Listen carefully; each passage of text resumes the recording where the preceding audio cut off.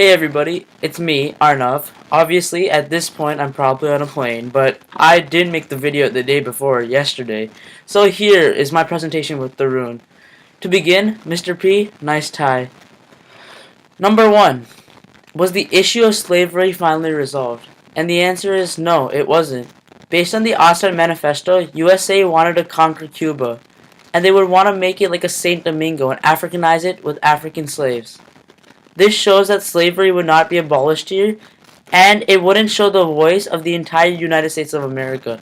It would simply show just how the small country of Cuba would be living. Question number 2. Is slavery a political issue? And the answer, based on the Ostend Manifesto, is no. If the Ostend Manifesto helped USA annex Cuba, then Cuba would be similar to South Carolina and such states. If South Carolina didn't have slaves, then their entire revenue would go down. Cuba would also rely on these slaves to make crops and sell them internationally. This would directly affect the farmers' lives. Without these slaves, the farmers would immediately lose revenue and not be able to live properly. This shows that it would be a social problem too, affecting many of the farmers and people who rely on slaves. Number 3. It was a constitutional duty to return slaves back to their owners. The Ostend Manifesto supports this. If the Ostend Manifesto helped the USA annex Cuba, then slavery would be legal in this new state. This would result in the term that slaves would be property. If slaves are property, that would mean that they should be returned back to their owners. Otherwise, it would kind of be like finders keepers, losers weepers. And obviously, nobody likes when that happens. Number 4. Should slavery be protected if it exists? The answer is that the Ostend Manifesto did support this. If the Ostend Manifesto passed, Cuba would be conquered and it would be a slave state. The slaves there would be able to make crops like they did in Saint Domingo, and they would be able to sell them internationally. If it wasn't protected, Cuba wouldn't be able to make that much revenue.